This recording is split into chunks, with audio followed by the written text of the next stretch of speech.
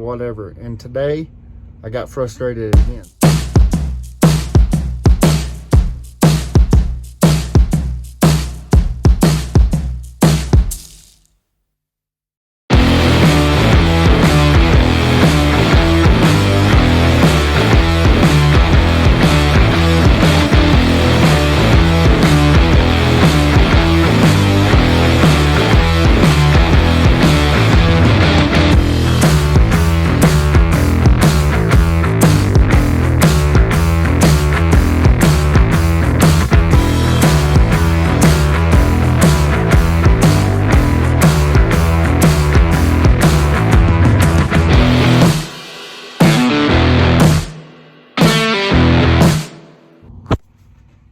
What's up, guys? Welcome back to 806 Driver. If you're new to the channel, welcome. If you've been with us for a while, y'all, welcome back.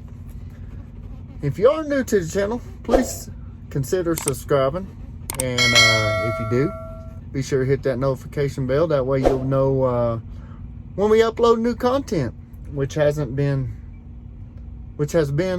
a little while now for us.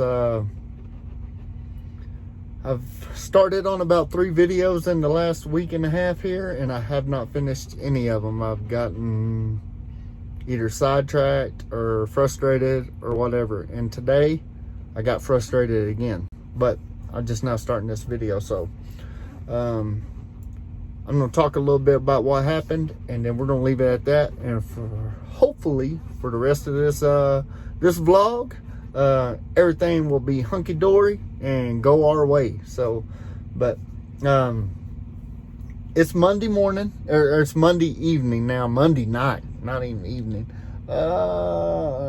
June 28th.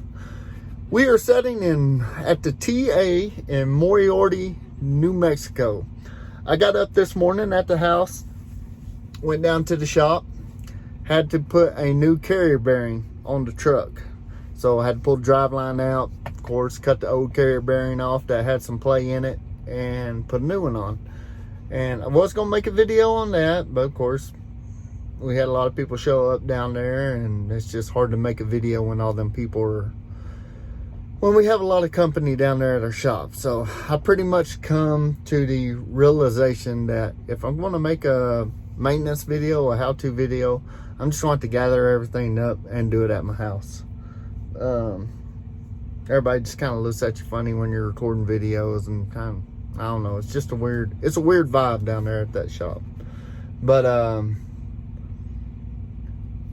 put the new carrier bearing on, did a lot of stuff to the old rat rod this morning.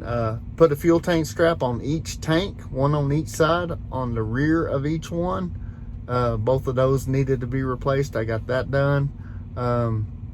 Had to replace another exhaust clamp on my downpipe coming off the turbo. We got that done. Put a new hood cable on. I'll show you all this tomorrow when we got some light. A hood cable on. What else we do? I think that's about it. There's something else too. I just can't think off the top of my head what it is. But anyway, left the house about 1:30 this afternoon, and I headed down to Lubbock and got down there about 2 Lubbock about 4 o'clock in the afternoon. Got loaded and was rocking and rolling, coming this way. My plans was to stay here in Moriarty tonight, and I'm 3 hours out from Farmington, New Mexico, 3.5 to where I got to unload. So the plan was to leave here at 5 in the morning, be over there about 8:30 in the morning and unload, and then go back to Lubbock and hang out there tomorrow night and reload Wednesday morning and do the same thing all over again. Come back over here, stay night over here somewhere Wednesday evening and Wednesday night, and then unload Thursday morning, and then I'll be done with these 2 loads that we have. I was about 20 miles from Moriarty, Klein's Corner. All of y'all that are familiar with I-40 coming westbound know that right around Klein's Corner there's a pretty hard pull coming up a hill there, and it's got a left-hand curve in it. I got almost to the top, and man, the old rat rod just started spitting and sputtering and cutting out. I'm looking at all my gauges. All my gauges look good. And it took back off, and then it quit again. And finally, it just died. It died, and I was on that, what was that, 6% grade right there or whatever. So that was 80,000 pounds. I had to pull over to the side. Got off to the side, got across the fog line and everything. Had about a foot there. First thing come to my mind, all my gauges were good. Nothing got hot. Oil pressure was good. I was watching it when it was sputtering. Everything was good. First thing came to my mind is fuel. So I jumped out of the truck, went around to the passenger side, looked in the passenger tank. I knew I was a little low on fuel, but I figured I had about a half a tank. Looked in the passenger tank. It was basically bone dry. So I come back around to the driver's side, looked in the driver's side tank.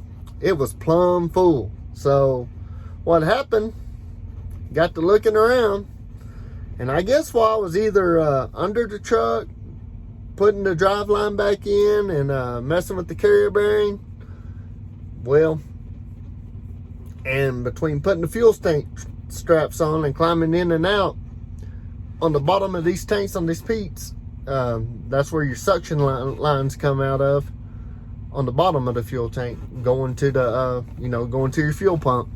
Well, one of them, the one on my driver's side, was closed. So it wasn't sucking any fuel out of the driver's side tank.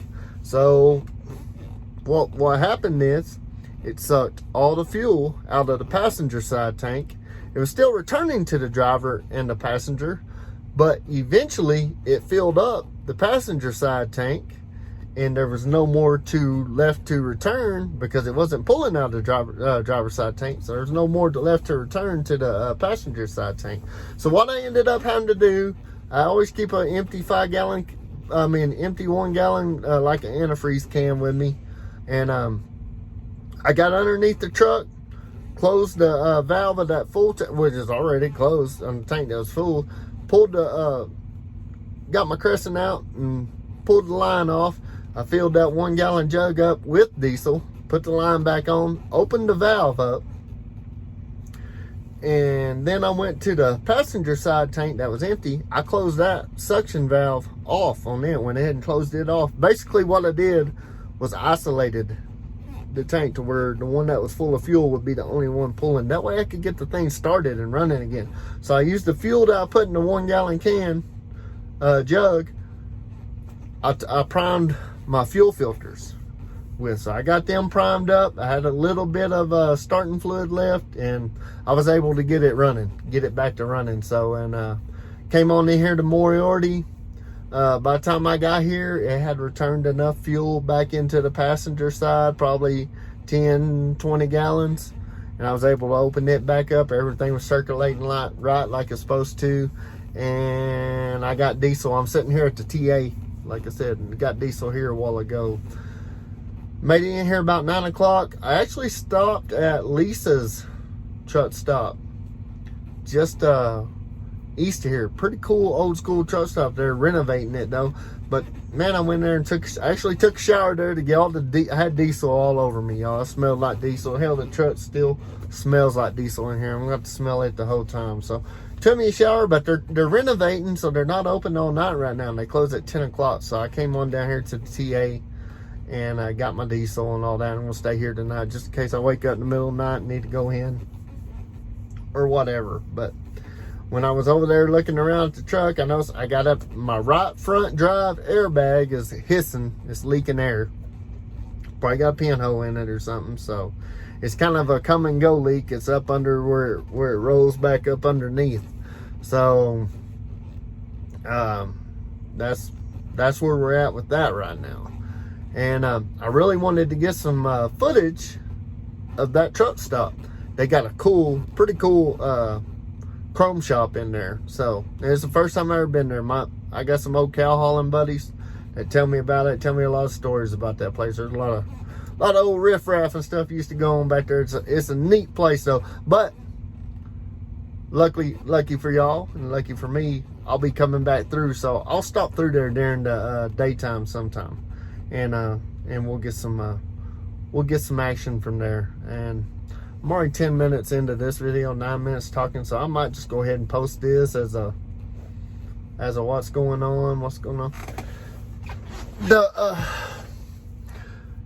The thing that kicked my butt today was the lack of common courtesy anymore to people that are broke down on the side of the road. Not meaning stopping and helping somebody, just scooting over. Almost got ran over about 4 times out there messing with my fuel filters. Of course, they're on the driver's side of the motor here.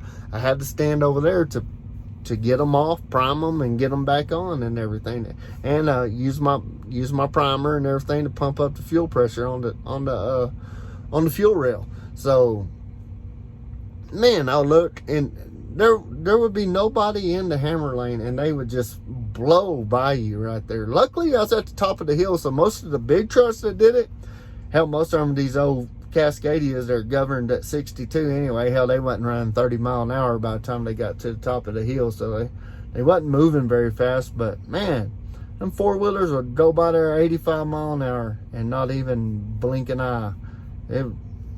It's pretty nerve-wracking, but I just thank goodness, you know, I've learned a lot, and there's a lot of things I can do.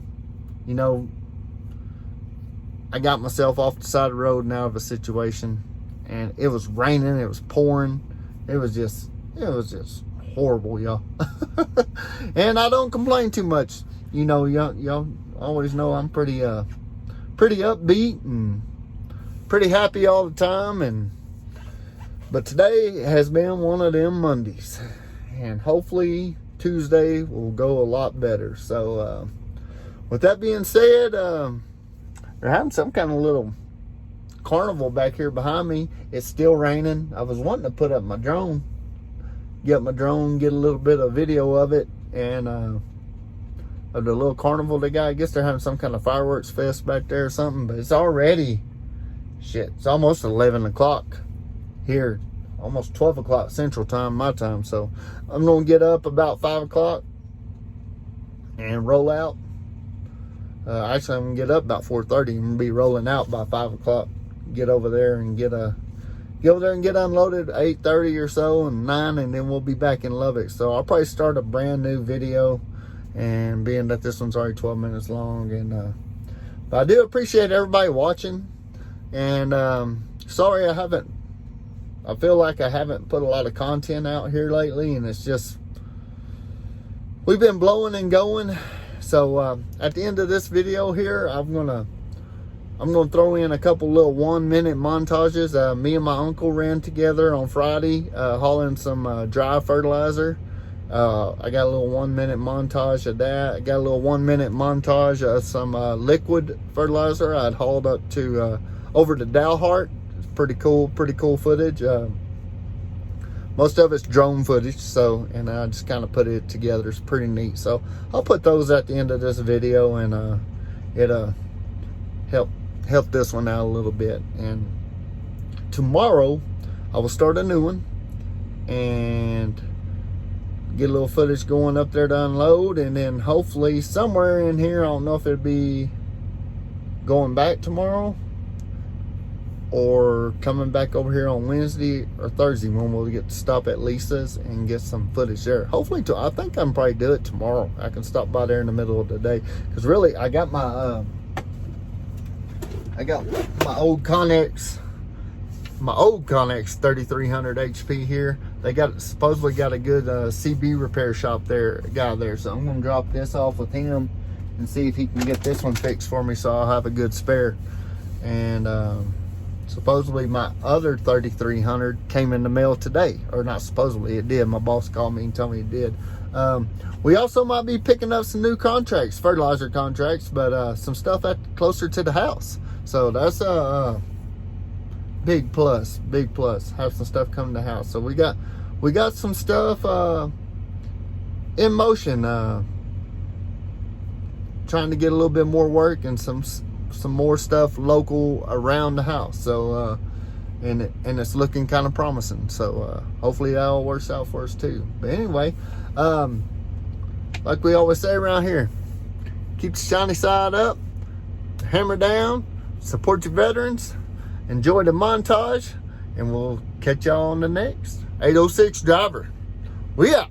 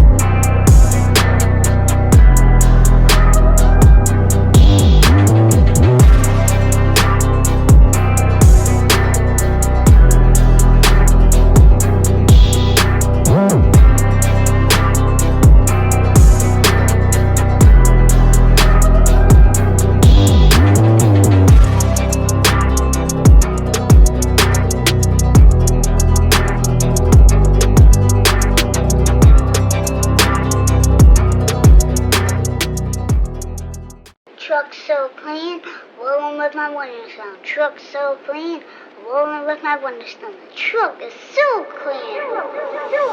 Truck so clean, rolling with my windows down. Truck so clean, rolling with my windows down. The truck is so clean, rolling with my windows down. Just seen a mud hole, about to get her dirty now. Truck so clean, rolling with my windows down. Truck so clean, rolling with my windows down.